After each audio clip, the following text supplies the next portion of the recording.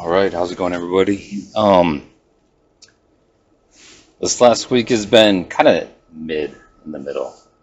There were some good points, and there was some not so good points. But I made a few songs, I guess. So that's good. The first one that we're gonna go over is a single called "I Walk Alone Through the Fire," and it's in regards to like I've just seen a lot more men kind of like using social media to call out. It's like, hey, I'm going through a bad time. Is anybody else going through a bad time? And to all the guys that are listening, yeah, you're not alone, okay? And I hope you all keep going. Don't quit. This is YouTube, so I got to be careful with how I say it, but don't delete yourself, okay? I've been there. I literally a half pound of pressure, trigger pull, and I wouldn't be here, okay? If you want to know that story, listen to the previous podcasts, okay? So guys, you're not alone. I wish there was a way to build more of a community. And I hate calling it a safe space, but I believe guys who have been in the position that you're in know how important trust is. And it's like, I'm not gonna talk about your pain and what you share with me. It's confidential. I mean, it pisses me off that we can't share, like to the so-called women that love us, what we share with them, they will use, in most cases, they will use it against us one time or and the like 10 years from now they'll bring up, well, you said this, or they'll talk about it with their friends, and suddenly you're the gossip at church or at work or whatever. And it's like the only woman you can trust, and at least in my case, is your close family.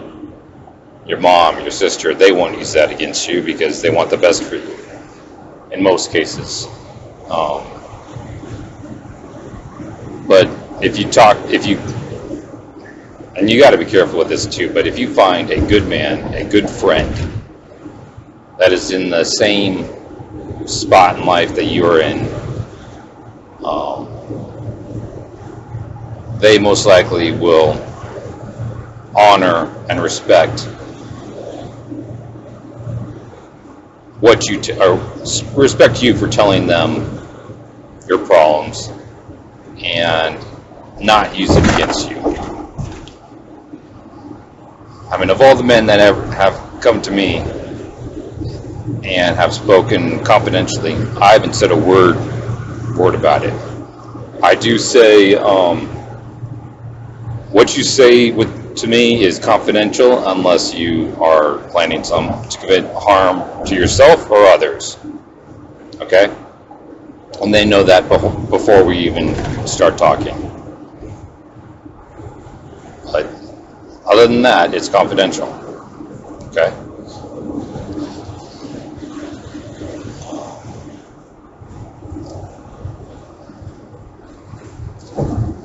And I think that's the way it should be.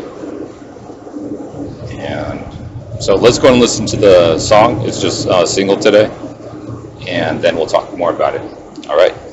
Let's enjoy.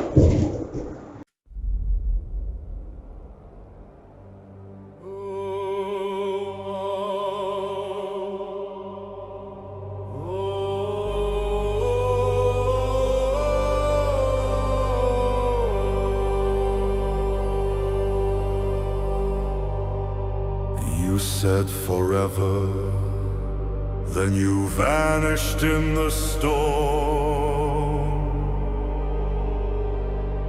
left me bleeding in the silence, numb and warm. Your promises ashes, your touch a ghost. Now I carry my pain like a cross I chose.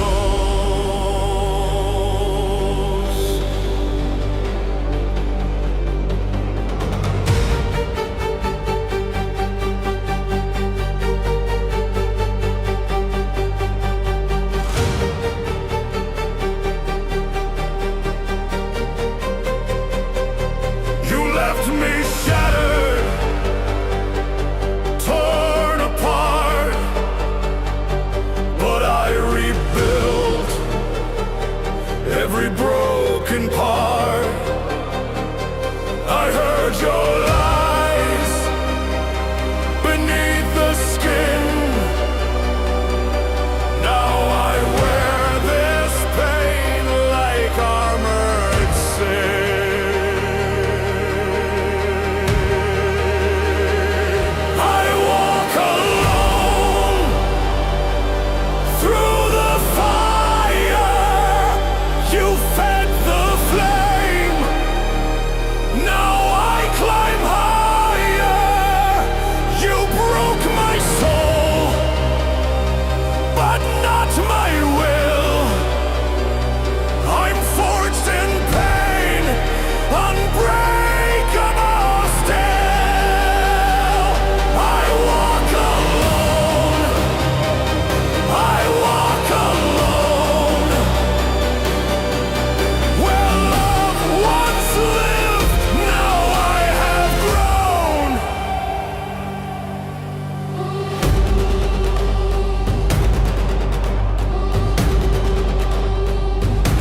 I see your shadow dancing in my mind, but I don't chase illusions I left behind.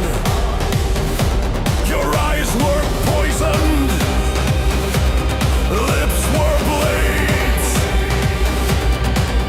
but I survived the mess you made.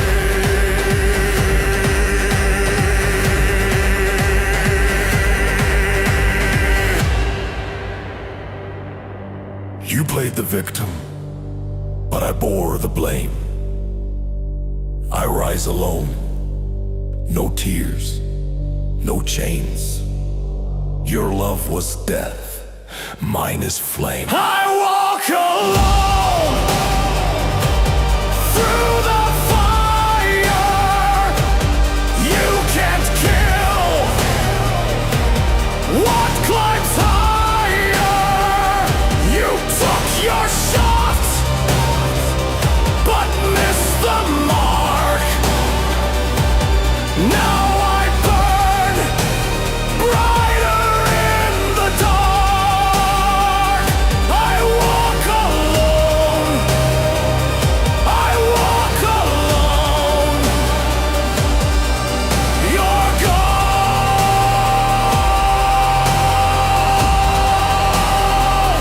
but I have grown.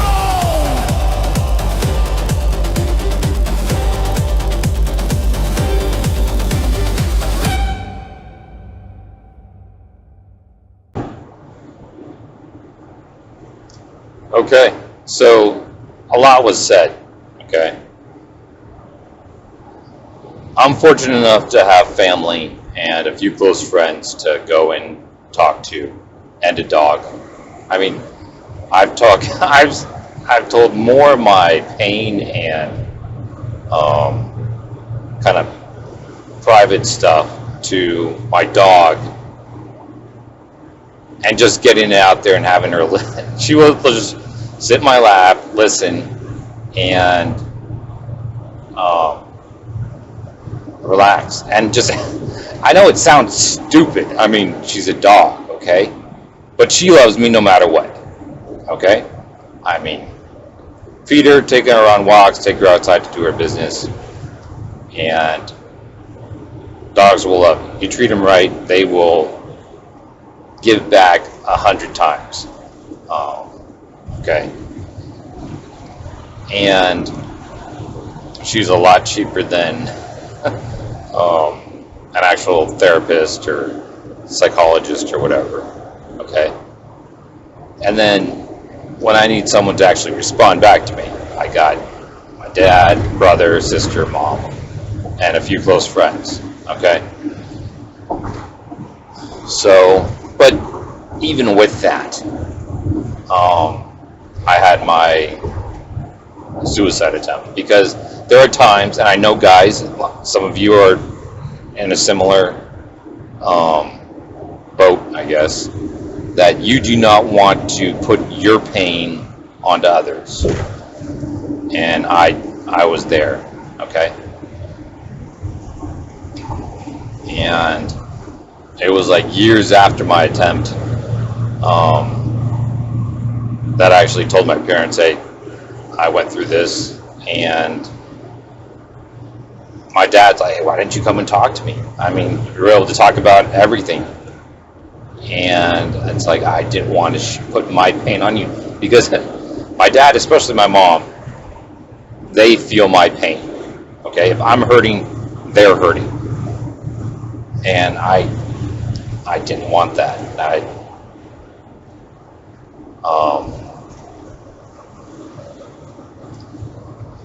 And I understand why men keep their pain inside. And I wish there was a better way to help men kind of have them release that burden. Okay. But it's, see, I can say, get to know God, get to know Jesus, find Jesus, and everything will be fine. No. I mean, even as a Bible-believing Christian, I attempted suicide. It was like I had no purpose, no reason to live, and there was nothing in sight to find purpose and find a reason to live. Everything was dark. Everything was like, if I have no purpose to live, and it's like I should have died in Iraq, not my friend. He had a girlfriend, he had a future, he had everything looked bright, and it's like my injury prevented me from, the military disqualified me due to my injury, and my friend died in Iraq. It was like, that was, God, you made a mistake. That should have been me. And instead, he's dead, and I'm alive with no reason. It's like, no, you took everything away from me.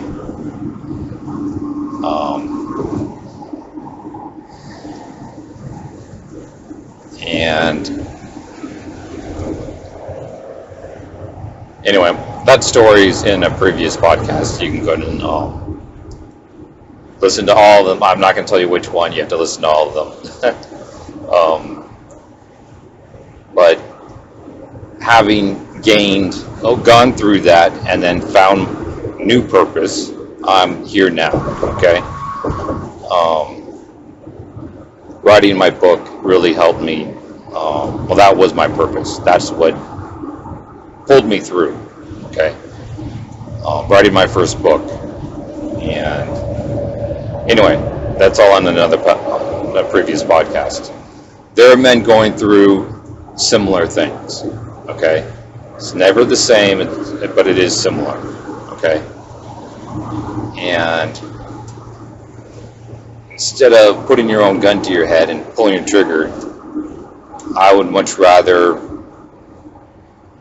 hear your story, help you out. Like just by listening, okay?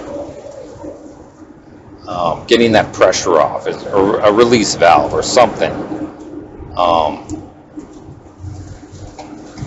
In some cases, is literally what some guys need. I just need to get it off my chest. And some advice on what to do next, okay? Because I was willing, like, I hate it when people say, just work harder, I mean, these days, it's hard to find decent jobs, it's hard to find, be able to pay for just basic living essentials. Like, there are people that are barely making rent or not making rent, let alone a mortgage. And it's like, I think things are getting better now than when the other guy was in the White House, but still, things are hard. And now you add all this personal pressure. It's like, why should we keep going? What's the reason why? We need to find our purpose. Okay, every man needs a reason to live, a purpose, a life purpose.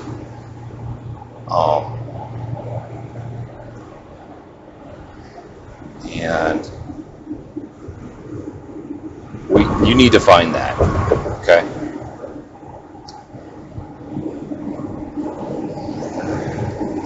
Like, the way it used to be is, as a kid, we had men and heroes to look up to and kind of guide us, and they're doing this and I really like that, I want to do the same thing. Okay, you might end up doing something different, but you at least had a guide, something like a northern star, something to set your it was your target, and you aimed for that target, and life might have directed you into a different job or something else, but for the most part, it was a good target. It taught you good lessons, preparing for that, and it was what you needed to get you through childhood, your teenage years, early adult, college age, and then you're where you are with your purpose, with your with your life, and you're good. Okay, nothing's perfect, but like our parents, okay, my dad, it's like mom and dad married at a young age. I think mom was 20, dad was 19, and with a lot of prayer and hard work, they made it. Okay, but back then, gas was under $1, and you could live comfortably under one paycheck. Okay, and I had a great childhood. We weren't rich, but we were, everything was taken care of. Okay, mom and dad was at every soccer game. There was always gas in the car and food in the refrigerator, and we got to go camping during the summer, and life was good. Okay, these days it's a lot harder, and in a lot of cases men are doing it alone. Okay, because the modern day woman is not trustworthy. She's not, and I'm sad to say that, because I have a sister and she's outstanding and she is trustworthy. Okay, but women like my sister are so few and far between, or they're so silent and in the shadows that no one knows about them. Okay? If there are any women, good women that are listening to this, you need to start going up to the guys that you like, because they're not going to go up to you because they don't want to be identified as creeps. They can't identify you or compare. There's little to no difference between what you look like and what the 304 boss bitch looks like. And frankly, that's your fault, I think. If you cannot distance yourselves, raise your voice saying, hey guys, I'm not like them. I'm like this. You can find me at church, or you can find me, I don't know, because even at church, there's no difference. These women act the same and they look the same. There's no difference in the modern day church girl to the average modern day boss bitch 304. Okay? Because there are these church girls that will be in church on Sunday, and they're also at the club in a risque dress or cloth or outfit at the club on Friday and Saturday. And she looks and acts the same as every other 304. So is there really a difference? I mean, if she walks like a 304, acts like a 304, she's a 304. And she just wears a cross when she's doing it, which is pathetic and embarrassing. And if the good ladies are listening, then make yourself heard, okay? Why am I being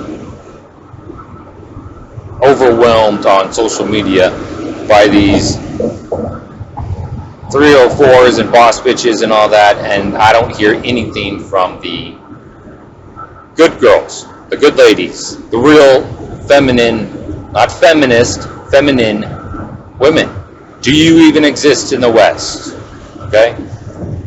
Because if you stay silent, the good men will get their passports and go find feminine, fun, fit, and friendly in the South and in Eastern Europe and in Asia. Because we don't even know you good women exist in the West, especially in America.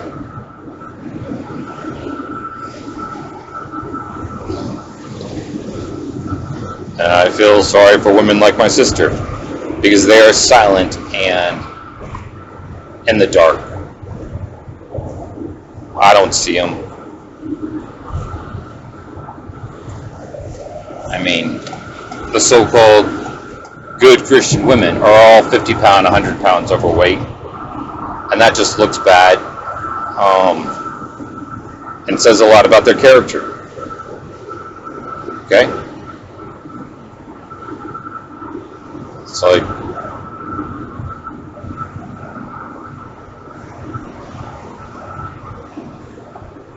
and I'm trying to, like, hey, there are still, like, give hope back to men that have been just torn up in divorces. It's like I want to say there is still hope, but that hope is flickering out like a candle with just a gust of wind. It goes out. And I want to relight that candle and saying, yes, there's still hope. But it's hard, okay? Because I don't see any hope in my own life. It's like I'm getting older. It's like the church that I was going to, the women were, again, I've said this before, they were trying to find Jesus' twin who doesn't exist. Or they were overweight, and wanted, they were looking for a man that was just like their daddy, even though they have never asked their dad or mom to find out what their dad was like when at their age, when mom met dad. Okay, ladies, if you're listening, stop looking for Jesus' twin and stop looking for the man that your dad is like today. Look for a man that your dad was like when he met your mom. Okay? Ask your mom, what type of man was dad like when you met him? And I'll promise you, the man you see today was not the man that she first saw. Okay? Because for a Christian man, okay, you're supposed to grow in life, you're supposed to grow in your relationship with God and all that. You should not be the same man that you were when you were in your late teens, early 20s, which is the best time to meet your wife, okay? But nowadays, women are going on their born 20s, and then their boss bitch 30s, and now they're late 30s, early 40s, and they want to settle down, and now with all their baggage and stuff. And men, like, I don't want that. I don't want someone with more than two bodies. I prefer a virgin. Okay. Women, I don't even like. Supposedly, there have been medical studies, and the man's DNA stays in that woman. Okay. And women don't even realize that. If you've been with 200 men, you have 200 sets of DNA inside you right now.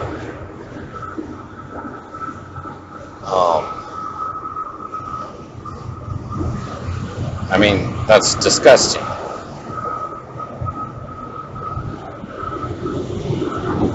But they don't even think about that. They just want to have that. It's not really freedom. They call it freedom.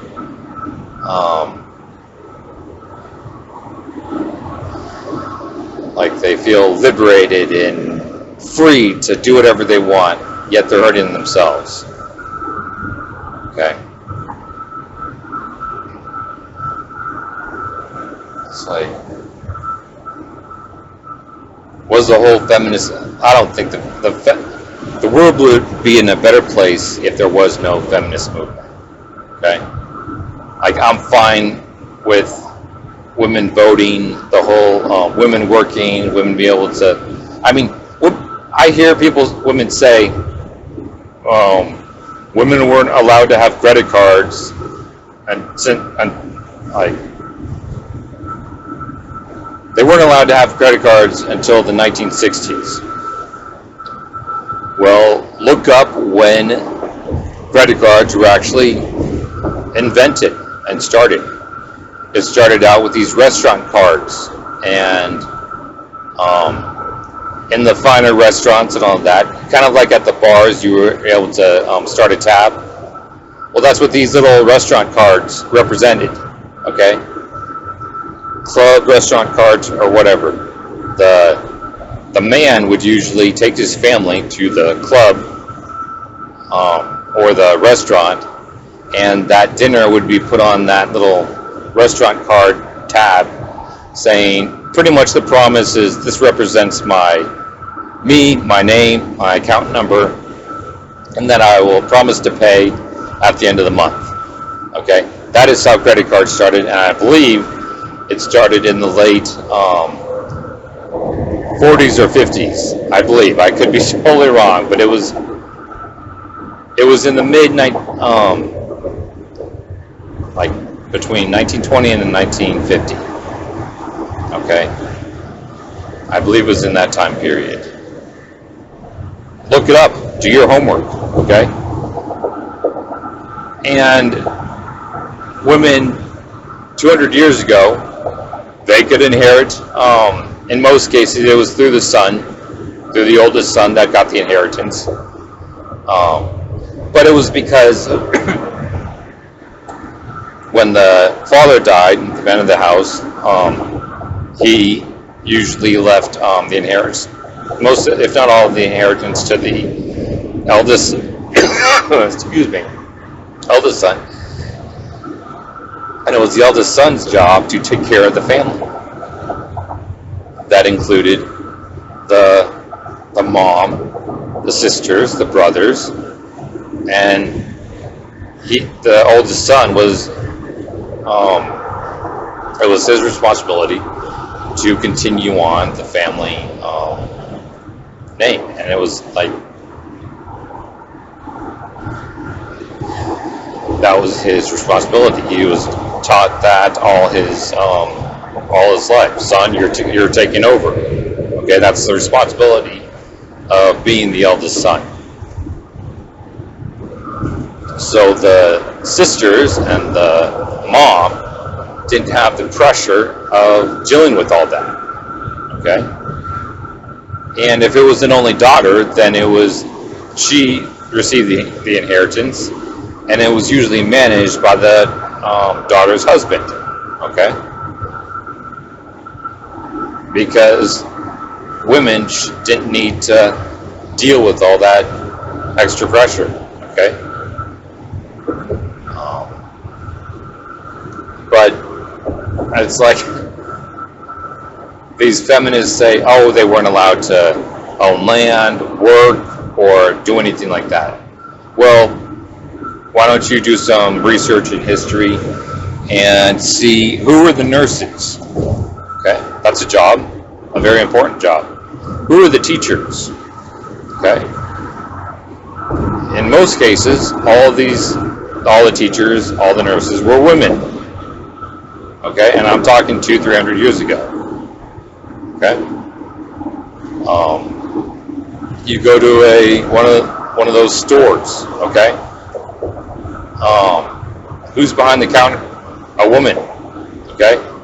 And in most cases, the husband was the owner of the shop, and the wife helped with the shop. That was her job. The kids helped with the shop, and they took over when the parents died, and that was their job. Excuse me. It's like these women that say, oh, women weren't allowed to have jobs, have not done any research, and the little that they've had were just the ones that were given to them by their feminist professors. Don't look over here, look only through here. Only look at the sources that I approve of, which is bullshit, okay? I, as a teacher, want to inform my students of real history, okay? And in homework, I would assign them, I want you to tell me, go do your research. You have Google, you have your history book, yet some of these history books are very limited in actual history. And that's sad to say. But I give out an assignment, I give out sources, and I do not want to hinder my students and say you can only look through these sources. Because when they come back, that's when we talk about that history lesson. Okay? What happened? In your research, what did you learn? Tell me about it. They'd stand up, tell me about it. Okay? And those who did a lot of research, which causes the best discussion,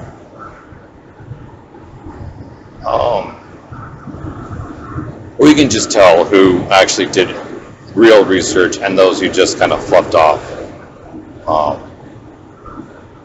and don't really care. And sometimes with those kind of students, you have to ask more questions. And I wouldn't say embarrass them, but inform them that their job as a student is to learn. Okay? That is your sole job.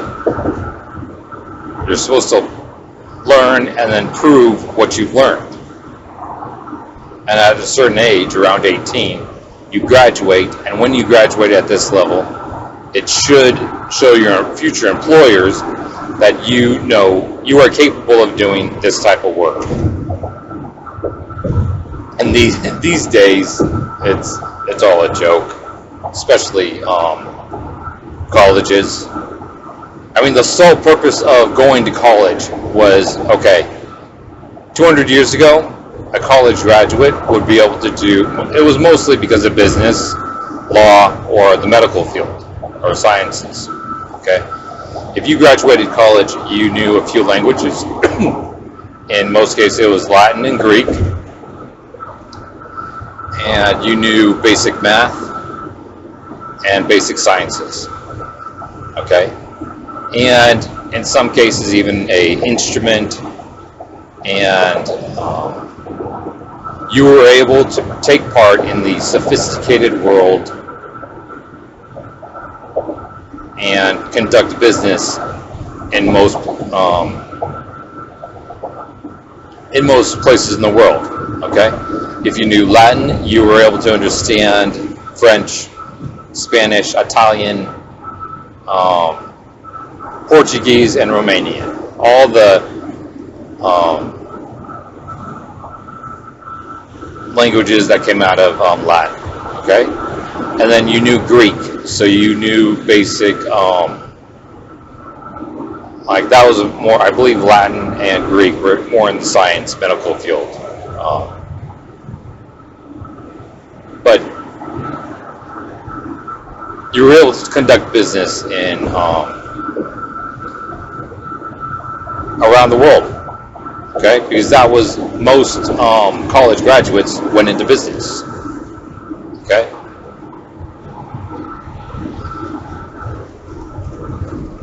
But nowadays, college is a joke. I mean, you graduate with your gender studies, and what job would you get with that? Okay? I mean, what? You don't know any languages, you can't play an instrument. You know exactly what your feminist professor and his or her woke ideology. And you are capable of remembering what you're told. And in most cases, arriving on class on time. I mean, that is what these hiring managers see. That's all they can see. You can arrive to class on time, okay. And depending what the subject is, you can memorize what you're being told to memorize. There are more veterans who have served in the military for 4 or more years that have far more experience and are far more reliable than these college graduates. And I, in my own business, would much rather hire a veteran than a 4-year student, a graduate with a 4-year degree, because I know the veteran is more reliable and more capable to do the job, no matter what job it is. I mean, depending on the STEM and law, science, technology, engineering, and math, if the veteran is not trained in one of those fields, he or she might not be able to do that job, the STEM job, but pretty much any other job that nowadays requires a 4-year degree can be done in a reliable fashion by a veteran.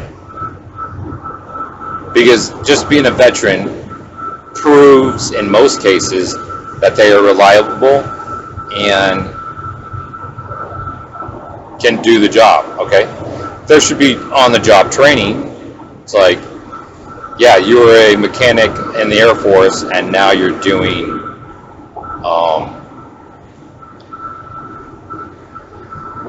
some company job, okay? You're reliable. You proved that with your resume and with your military career info, well, you need to know this, what we do here. So you are set up with a trainer, you prove yourself to him, which shouldn't be too hard because you proved yourself to a drill instructor and your military trainers, okay? And I have a lot of friends in the military, and they would say, well, that doesn't, there are a lot of assholes in the military. Well, I would still put some of these assholes above these college graduates, okay?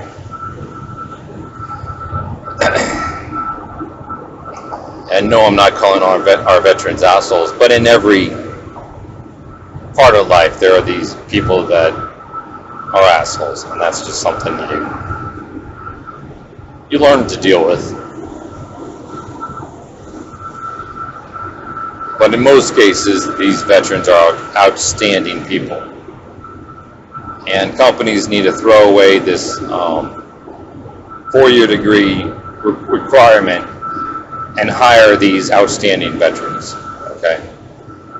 And then there are probably more people without a college degree that can do a hell of a lot better job than these college graduates. I mean, that is the reason why you have a resume, to show that I am reliable, I have this kind of background in work, and yes, this background in work fits the job that I'm applying for. And a piece of paper saying that I can vomit out what the professor says is really useless and shouldn't get in the way of me getting this job. And I think if it was, you can have a man that is having a difficult time in life, but has his bills are paid, he has a job that he can do. He might not like it, but it's a job that provides for his lifestyle, okay? Just having that will take away a lot of pressure compared to what a lot of men are going through right now, okay? They are capable of doing so much more, but because they don't have the stupid little paper that says I already said it, anyway. They are limited in how high they can go in whatever job they have because they don't have a college degree. And I think there are people that do have college degrees and are useless. Yet they're put in manager positions, they're put in positions that these guys that are going through this tough time, if they were put in that position, they would excel at, and the the business would do better. But instead, they hired this gender studies college graduate, and the business goes downhill. It's like, how do we fix that? How do we fix this problem? Well, we men that don't have college degrees need to start businesses, okay? And we need to hire the employees that we want to hire. And in most cases, depending on the job, of course, they won't have college degrees, okay? But they would be able to prove their background and how they, it's like, are they reliable? Do they work well with others? And can they be taught? Those are literally the primary things you need for any job. Can you be taught? Can you work well with a team? Can you even lead? In most cases with the military veterans, they can lead. They can follow orders. They can also give orders. Okay? Because they have a proven track record.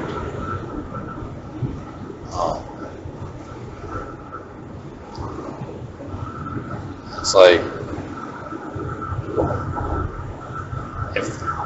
if men were actually given the opportunity to show what they can do, I think the suicide route, the deletion route or rate would drop significantly.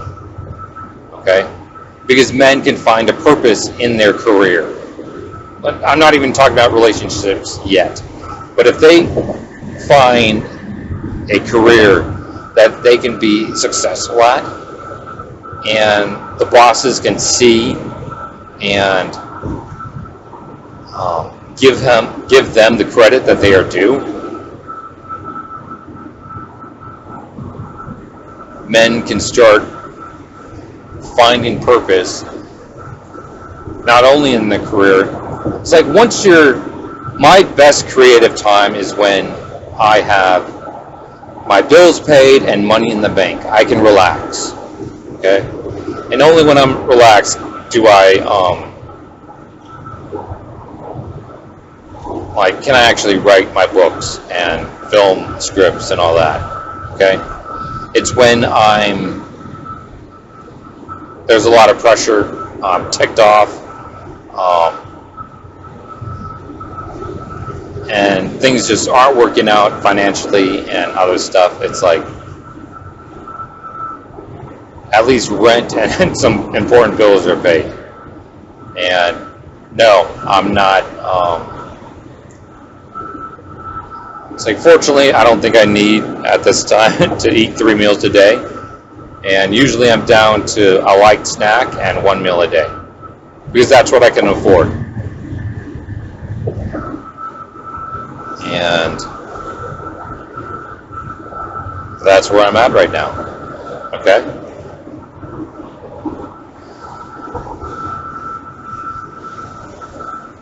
So I want to say a lot more, but I have to be careful in what I say, because, especially regarding this topic, because I don't want to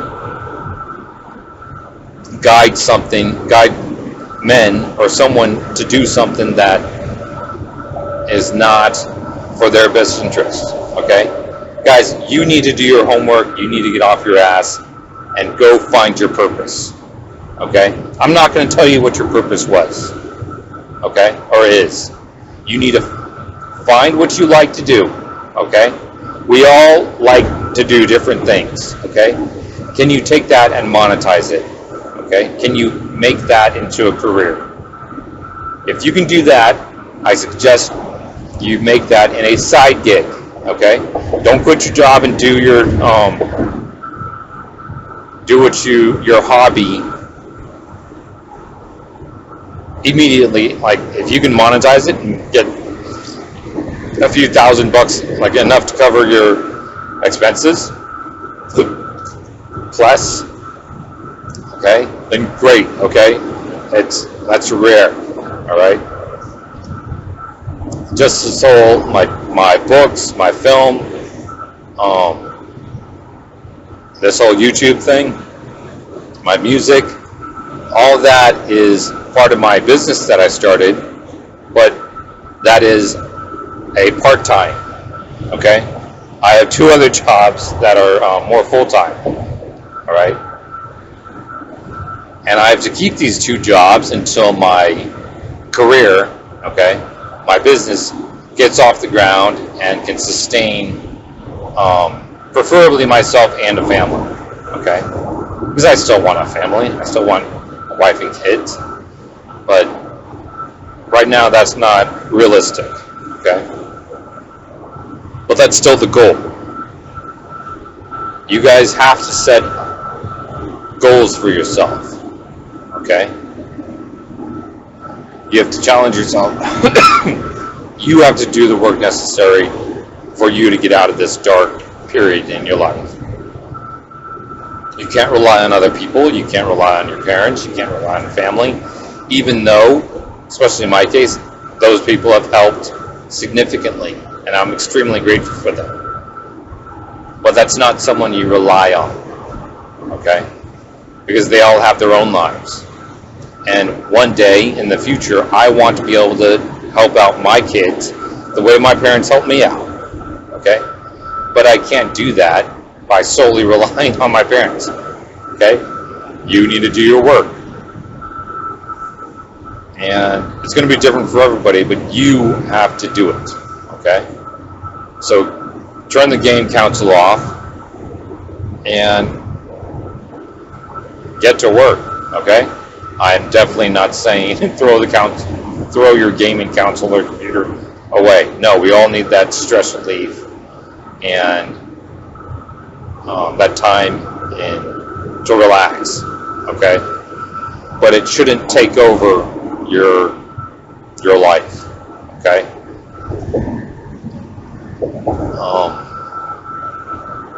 So you have to get busy. You have to, and this also means start working out, get to the gym, or buy a few weights and work out at home. But you got to be consistent at it, because if you're 100 pounds overweight and you feel like shit, okay? Consistency and determination and discipline will help you get that 100-pound excess weight off of you, and you'll be able to complete your goals without all that with baggage. All right? And you're not going to do that by playing your games and getting further in your depression and just, you have to get off you have to make the choice, okay? And if you can promise yourself and fulfill that promise to start working out, wake up at a more appropriate time. I'm not saying wake up at 4 o'clock in the morning, but 5, 6, or 7, depending on your lifestyle and what job you do. I mean, this morning I woke up at 3 o'clock a.m., okay? Now that's because I have to be at work at 4 in the morning, and it's just part of this job, okay? And I do it because this job allows me to have the time, not only do this podcast, have the time to edit and work on my on the video, and gives me time to work on my books and what I call my career, my business, and then my other job, the substitute teacher job, that also gives me time to do my business, okay? Like overall, I work like almost 80 hours, okay? Because I have a goal, I am determined, and this is what I need to do to reach that goal, okay? And these are the sacrifices I'm willing to do. You need to do the sacrifices you're willing to do, and if it's not getting you to where you actually want and need to be, then you need to make more sacrifices. And if that is sleep, then make the sacrifice. But you also have to be careful, okay? I mean, I am sufficient with about 6 hours of sleep, okay? I can do that. So on Sunday nights, I know I have to be asleep at this time to drive safe the next day, okay? Not off to sleep, okay? So I make sure I am asleep at that time, okay? I am not going out partying.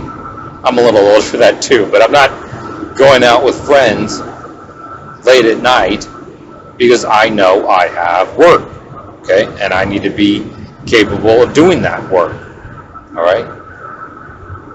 especially when I'm driving a company van or company truck, and I'm relied on by my employer. Okay?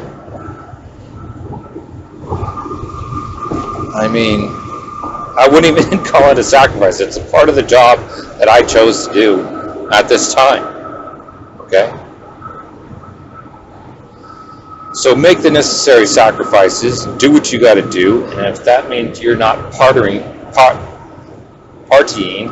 okay, great. You don't need to be partying anyway. All right? You do need your time with friends, okay, I'll give you that. But you need to do that at the right time and right place. And if it goes late, you need to go, like, hey guys, I have work tomorrow, I need to go. All right? And they'll understand. And if they don't understand, you need better friends. And friends are hard to get. So I don't want to say just leave your friends, because those are the only friends you have, and it's hard to find new friends. I get that. Tell them to deal with it. I have a job. So this has been a long one for just one song, but it's been important, okay? And I'm trying to give you guys hope, okay?